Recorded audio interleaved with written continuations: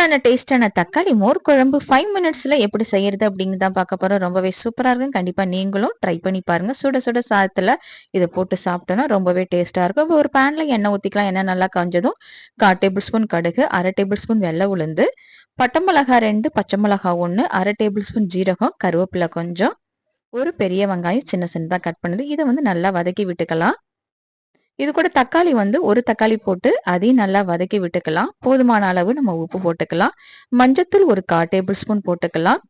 காரத்தூள் 1/2 table spoon, மல்லித்தூள் ஒரு 1/4 table spoon போட்டு இது நல்லா வதக்கி விட்டுட்டு ஒரு 1/2 டம்ளர் தண்ணி ஊத்திக்கலாம். இது நல்லா கொதிச்சு வந்ததும் நம்ம வச்சிருக்கிற தயிரை ஒரு 3/4 கப் தயிர் வச்சிருக்கேன்.